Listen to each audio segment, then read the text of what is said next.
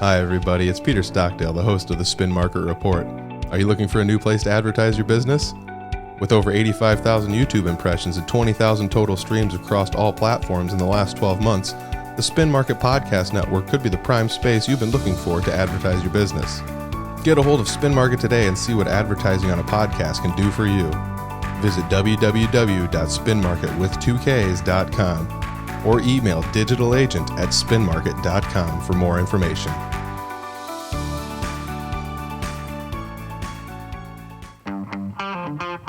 It's the Spin Market Report.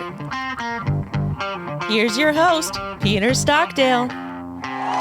Hey, thanks for that. Thanks for the intro, Mackenzie. Appreciate that. Yeah, I worked really hard on it. Yeah, we got Mackenzie behind the ones and twos as well. Different Mackenzie. We're sitting down today with Johnson and Kara Trettin. You guys work for One Vision. Can I ask you first and foremost, what do you guys do for One Vision? Well, we are excited to be here. I am Janet Johnson. I am the Chief Development Officer, which is a fancy name for I do all of the fundraising. We do all of the marketing. We tell our story. So that's really what we do. Nice. And I am Kara Trettin, and I am the Development Communications Director. So any kind of communication. So I'm writing, helping with video, helping with any kind of visual communication, print, radio, anything, any way that we can communicate that story. That's what I'm doing. Wow, that's cool. So it's a good thing you're here because we're doing video and audio here. So I love it. That's awesome. So can you guys provide an overview of what One Vision does? Yes, we've actually been around for 53 years. We started in 1971 is when we opened our first cottages. But before that, we had Bill Otterman and a group of family members who had people with disabilities in their family. They had no option but to put their loved ones either in state institutions, in nursing homes, or in county institutions, none of which were really a very good option.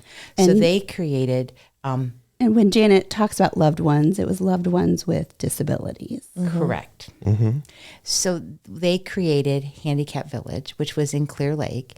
It opened in 1971 with 12 cottages with people with disabilities where they could live and not just survive, but actually thrive, live a real life. Mm-hmm. So as time has progressed, Handicap Village became Opportunity Village.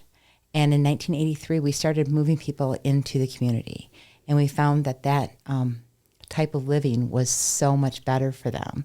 It's kind of like the difference between having one of your loved ones live in a nursing home and living in their own home. There really isn't any comparison. They get to have their own independence. They get to have their own home. It's wonderful.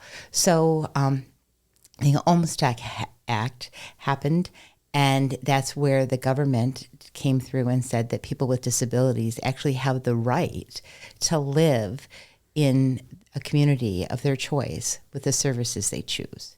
So we were ahead of that game, and we have then continued to move people off our campus into the communities. Oh, wow. So it really has been a wonderful opportunity for us to see. We've always been kind of ahead of the game. We just moved the last people off our campus in Clear Lake this year. Okay. So. Wow. And we have gone back and talked to every single individual that we have moved off, and every one of them has had the opportunity, if they wanted to move back in, and they unequivocally said no. Oh, wow. They love living in their own homes. So it's been an exciting ride. We've been pushing the barriers. So yes, there is the Olmsted Act was enacted, and it says that people need to have that opportunity. We were ahead of that. So that's kind of a cool thing for us. That's awesome. That's really cool. So what are some of the services that One Vision provides to the community? So the core service is to care for individuals with disabilities. So we offer the one-on-one services in a home. So the home could have up to 5 people in it right now. It could be that they're in the home for an hour just to help them with some daily cares or medications. It could be that a direct support professional is in the home for 24 hours. It just depends on the level of care needed. We also offer host homes, which is basically where a family decides that they would like to have to be a host family for an individual with disabilities to live in their home.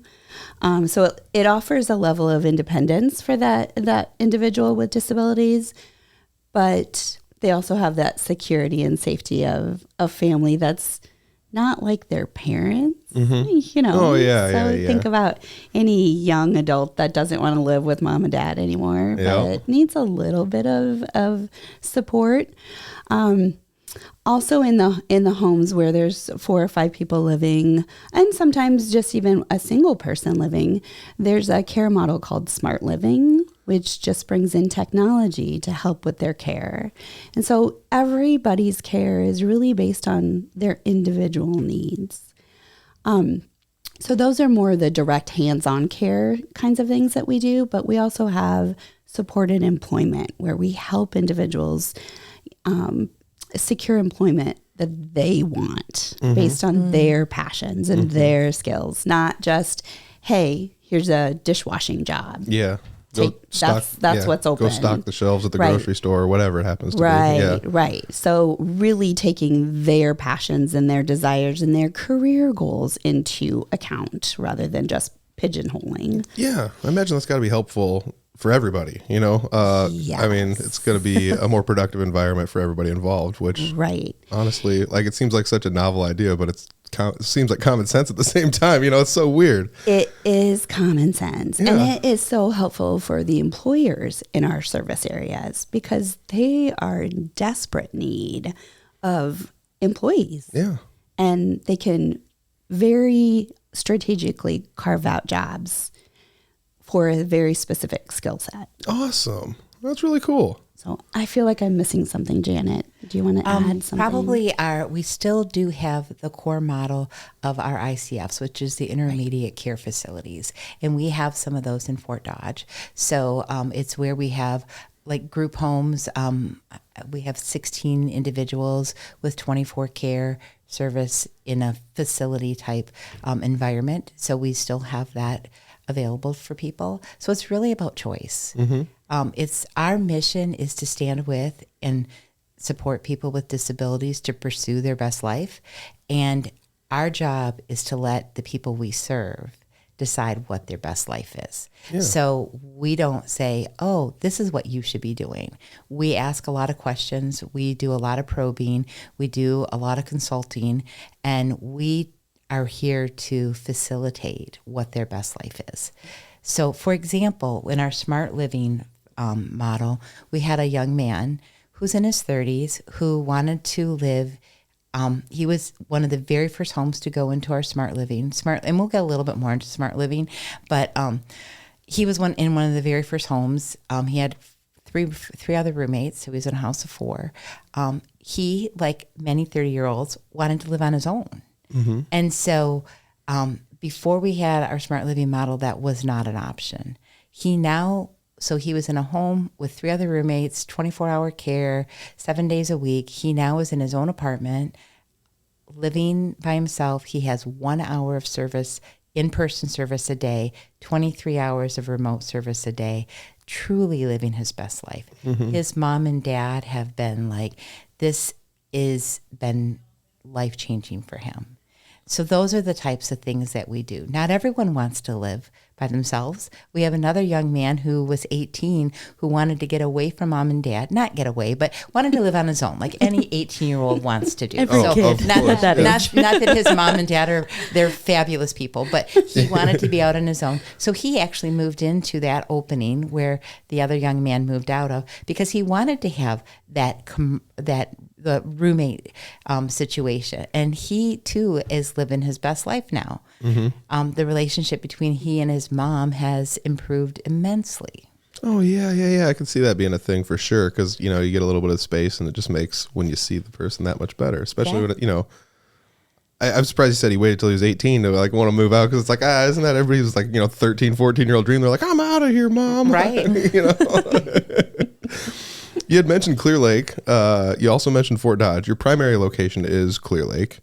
Our corporate office is in Clear Lake. All right, but you have locations elsewhere, not just Fort Dodge and Clear Lake, correct? Absolutely. We're in 20 different communities in northern Iowa. That's awesome. And we are in an expansion mode. So we're hoping to expand to other areas as well. Do you guys have the smart living in all the other locations too? We have it in a handful. So Clear Lake, Garner, Lake Mills, Mason City, and right now are in the process of expanding, hopefully here in Fort Dodge. Yes. Awesome. Osage. And then I think another house in Mason City. Cool. So That's awesome. A lot of work going on right now. That's really cool.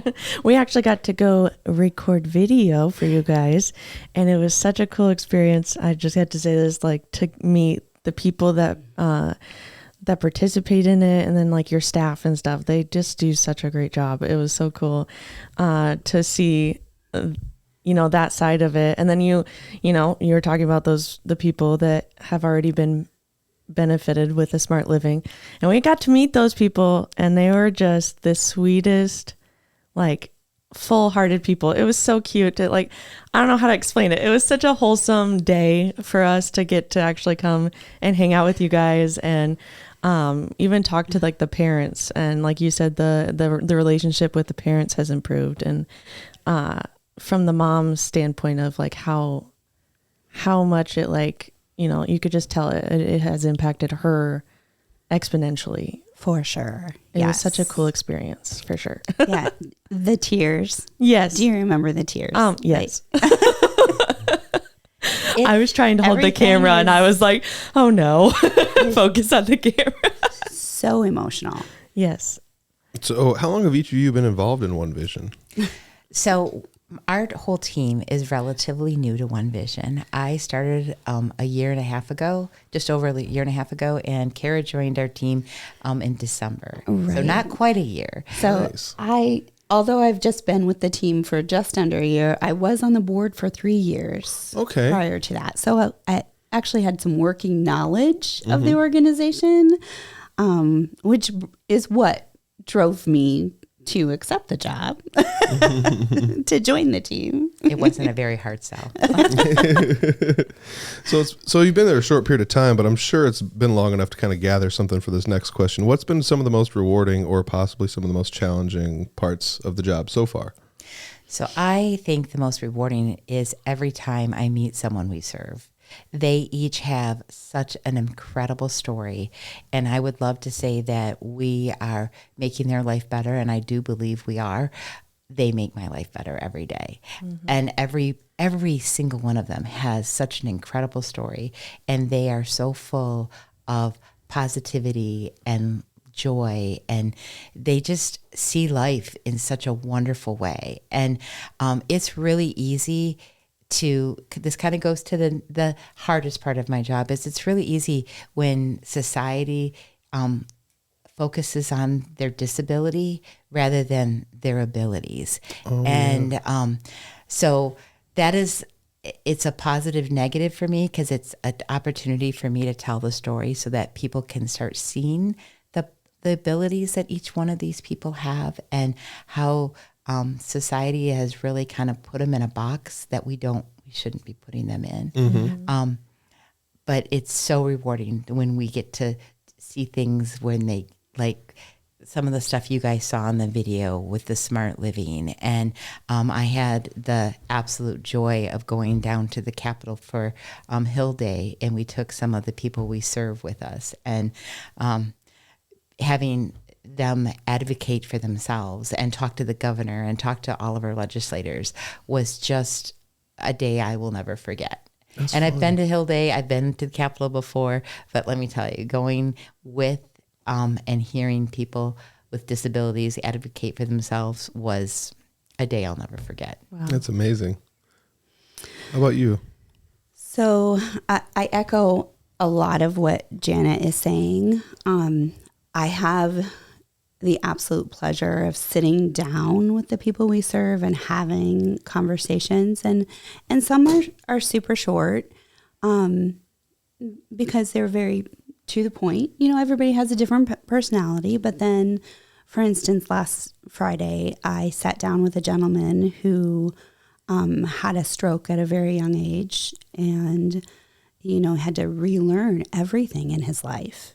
And his perseverance just blew me away.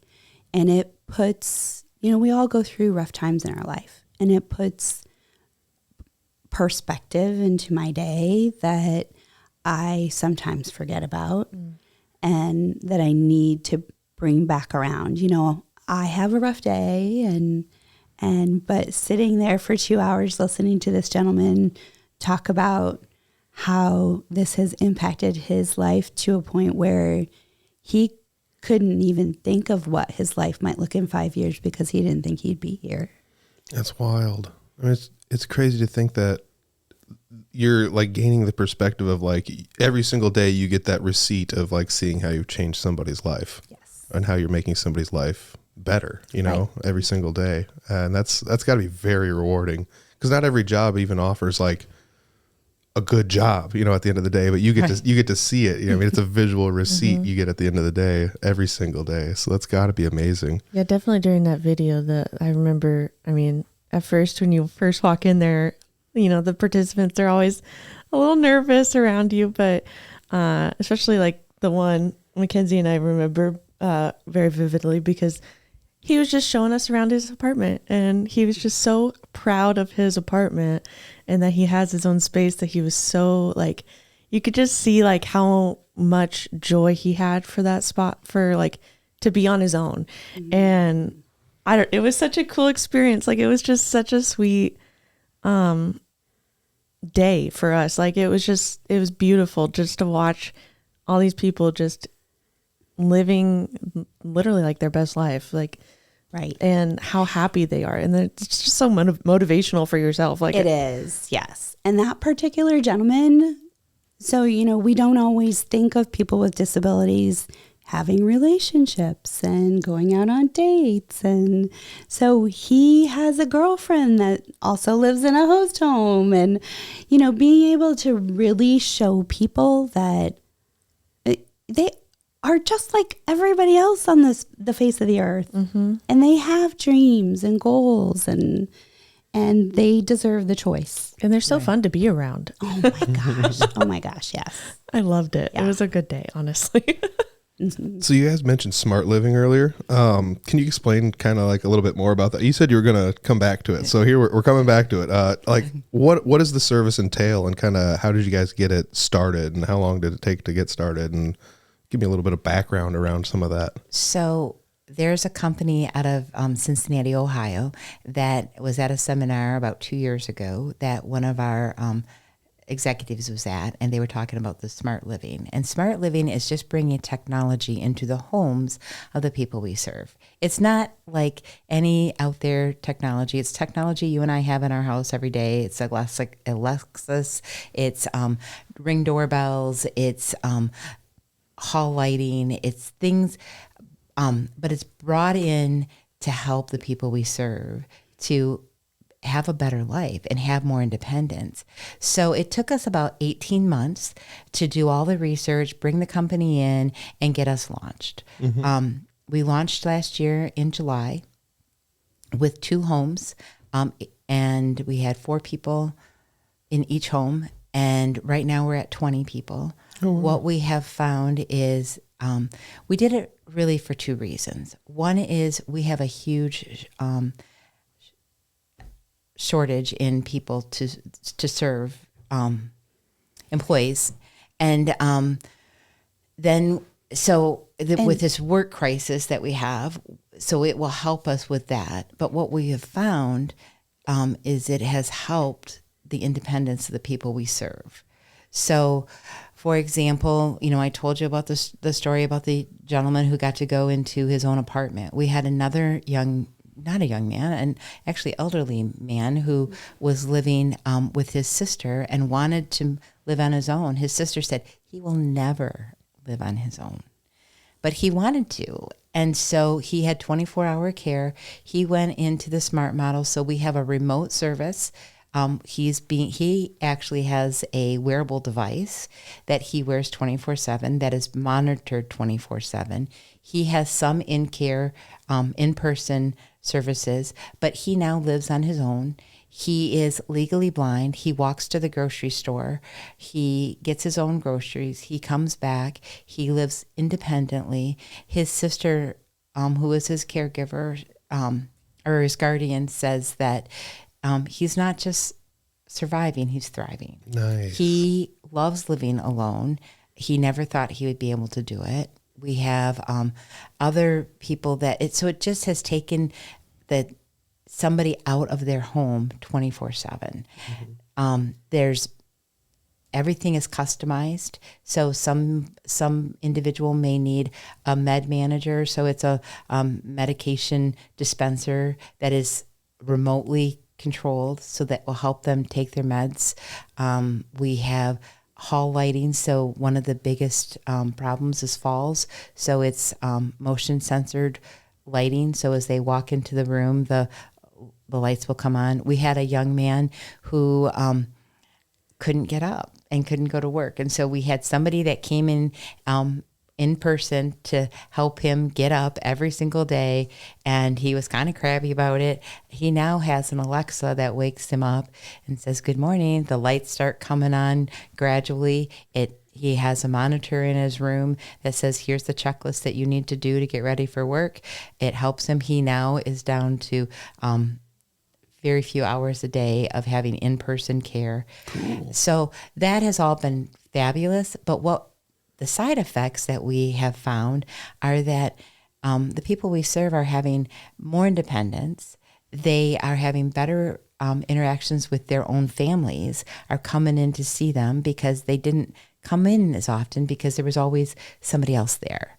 Mm-hmm. They are making dinners for their family. They are instead, one gentleman's like, he's not watching TV anymore because he thought his caregiver, that's what she wanted to do. And so and she's like, well, I thought that's what he wanted to do. So they were watching TV all day and nobody really wanted to watch TV. So now he's going out for walks and he's going out and getting more exercise. So it really has a ton of positive effects for us. Is that only offered in Clear Lake, or are there other locations that offer that? It's One Vision is the first company in Iowa and one of the very first companies in the United States that offer this. We started in Clear Lake. We now have it in Mason City, Garner, Lake Mills. We are adding it in Osage, and we are very close to adding a couple of homes in Fort Dodge. That's so cool. We're at 20 individuals being served by this model right now. By the end of the year, we should be at 60. Wow. So we will be expanding this model. I mean, it goes down to even having smart toothbrushes that will help them brush their teeth to make sure that they're doing it the best way possible. Every home, every room, every bedroom, every individual bedroom has a personal device. So if I'm living with 3 other people, I can go to my bedroom.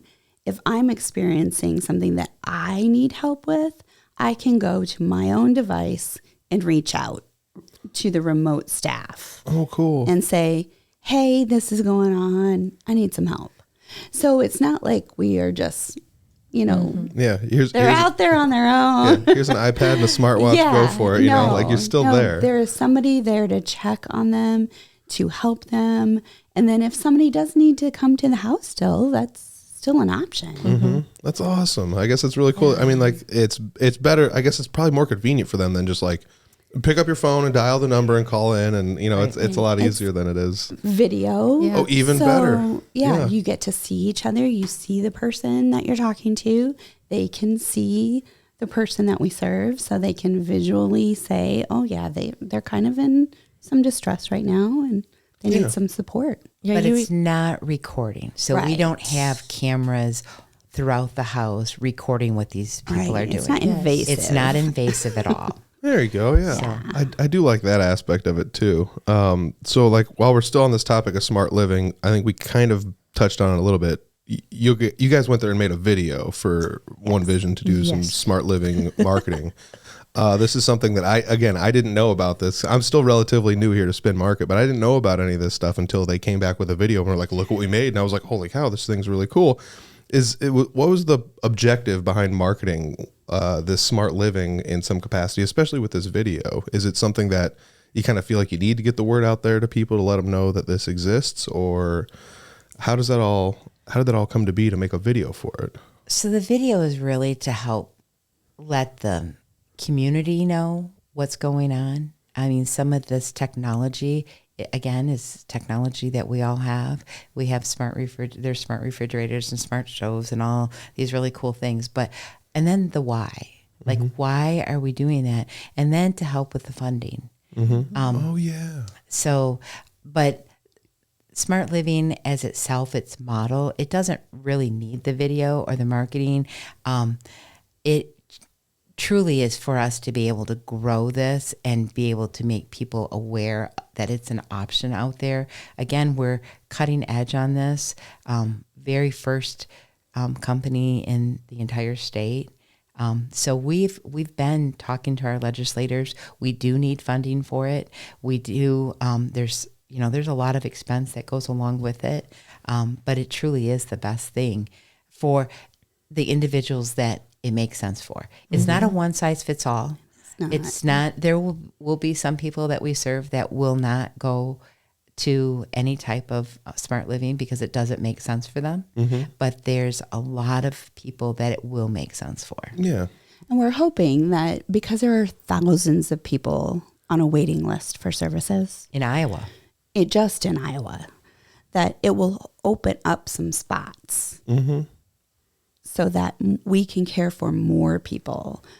But this is it's a transition. It's a different thought process for guardians, for parents, for legislators, for other companies that provide the same service. It can be kind of scary at first thinking, oh, we're just going to install this technology and our loved ones are going to be okay. And so there's a process of, presenting it to them and going through all the assessment pieces for each individual and making sure they understand the whys and the hows and all those little details. So that's really more what the video is about, and to help us showcase to other organizations that we can be successful as an industry.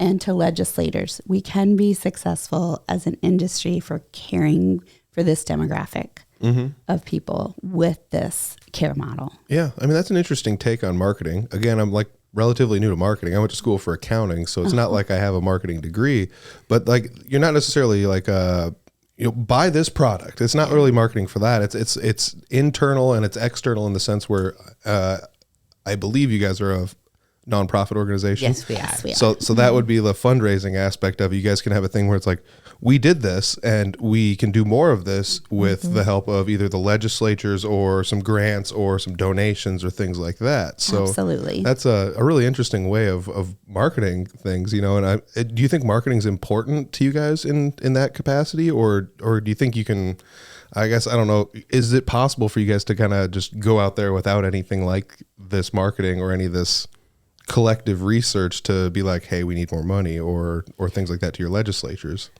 I think from a grant perspective to the legislators, it's super important to have those pieces, those assets, those marketing assets and the data to present to them, to show them the transition and the improvements, whether it's qualitative or quantitative. Without it, we're just talking about it. Oh, it's true. Yeah, I mean, that makes sense. You can be like, well, we did this. It's like, where's the proof? It's like, well, it's not there. But exactly. Because you guys' YouTube channel, I went to that, and there's videos on there of like, we did this. Here's an event day we had for this. Here's a thing we all went to town and did this thing. There's a lot of stuff on there where I mean, I'd be remiss if I didn't mention the Foosball, the human foosball fundraiser over there too. We'll get to that here in just a second. But I do want to talk about something else though. The One Vision Thrift Solution. You guys have a thrift store, correct?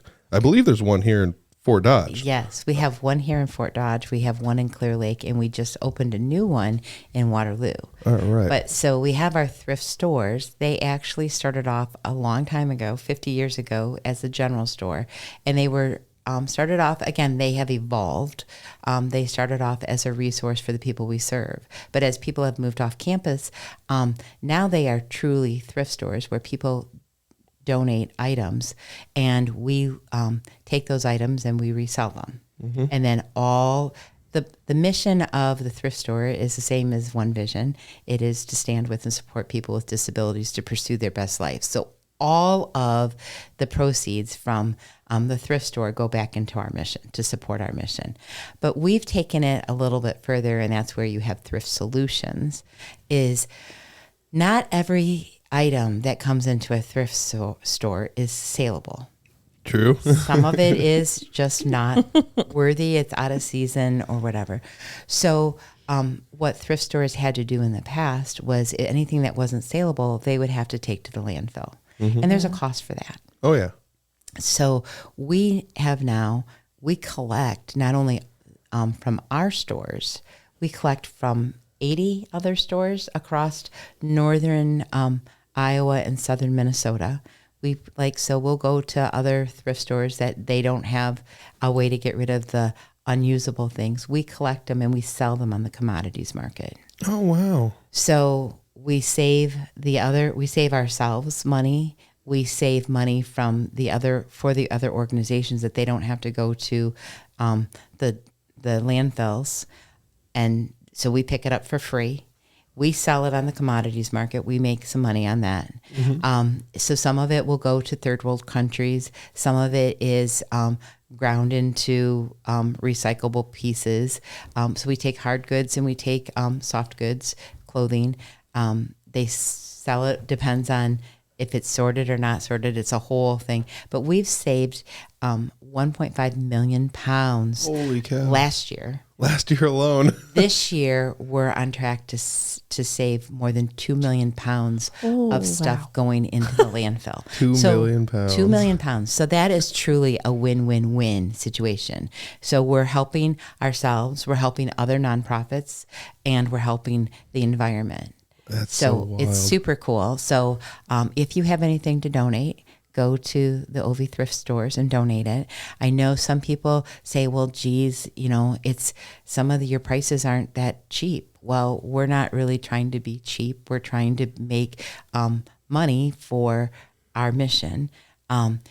However, if there's ever someone in need, there's ways that you can get a hold of our organization, and we of course want to help. Awesome. So if somebody is truly, down and out and they need something, we have some coupons and things that are available for that. But truly, it is a win-win situation, and we're helping not only ourselves, but we're helping other nonprofits as well. Can you mention one more time where all the stores were at? So Fort Dodge, Clear Lake, and Waterloo.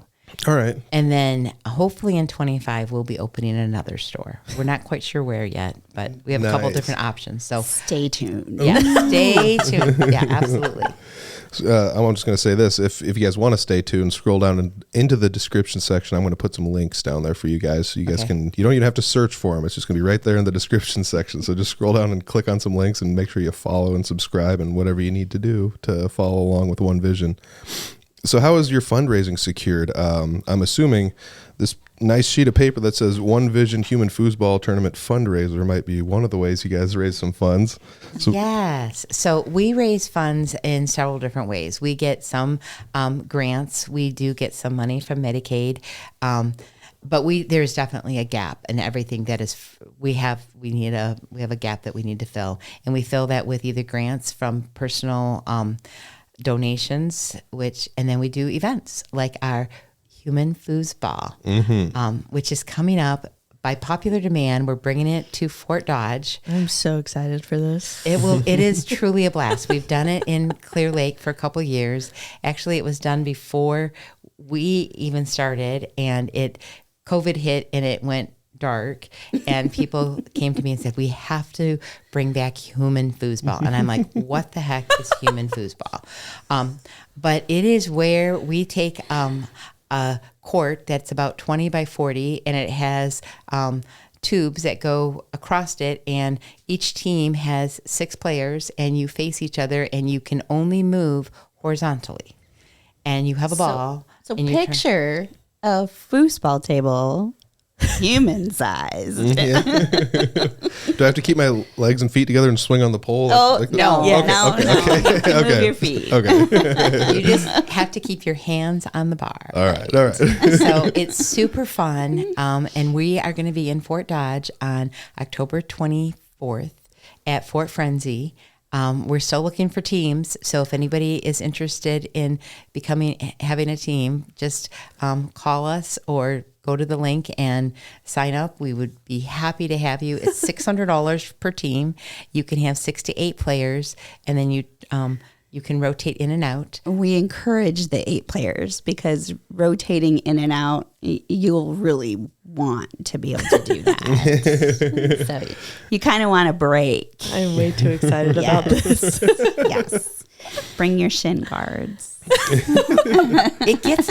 It is competitive, and there is a huge trophy Yes. to be won. All right. I think And we it need will be a trophy. traveling trophy. So, like, if you want to defend your honor next year, you have to come Well, back you and have to. play next year, too. You have to come back and defend it. Yeah, you have to come back and defend it. Come on. And we encourage some really crazy names to get the fun going ahead of time. So some of the fun names in Clear Lake in the spring, the hospital up there was... Beg for Mercy. Jeez. Yes. And one of the banks was Kicking Assets. Oh, there you go. There you go. That's a nice little finance and accounting joke. I'm along with that one. I'm in. Exactly. So this Spin Market team might have to bring your We're gonna have to creative start- game We're here. gonna have to start. Well, there's nobody figuring more that out. creative than Spin I know. Market, so high hopes for you guys. Exactly. So we've got the foosball tournament. Are there any other fundraisers you guys do? I have on my list here OV Days of Giving. Can you maybe talk about your Day of Giving that you guys have there? Or Yes, we have our OV Days of Giving, which is September 14th through the 21st. We will be celebrating our 53rd year, and our goal is to raise $53,000. Cool. So we're asking for everyone to make a donation. We would love a lot of $53 donations, but we will take a donation of any size. It can be greater than that. It can be less than that. We would. Our goal is just to get to the $53,000 that day. So anybody That that week. week. Yes. You're right. We have a whole week. We do. 7 We have a days. whole week. Yes. So anyone who would like to stand with us and help us with our mission, we would greatly appreciate it. That's awesome. That's really fun. Are there any other upcoming events that I don't have on my list here? I mean, I only have those 2, but I'm sure you guys have other things going on. Maybe not in the direct near future, but We do. We we'll be at the golf outing this afternoon. oh yeah, Greater Fort Dodge Growth Yes, Alliance. Yeah. absolutely. We also have a Lights on 5K in December. Which is a 5K run. Walk. Or Run or walk. Yes. Whatever ability you have is perfectly fine. I'll stick to walking. Thank you. And it's in the evening, so it is a lighted. Oh, we try cool. to have a lighted clothing item for everyone. And last year it was expanded with lots of kids activity.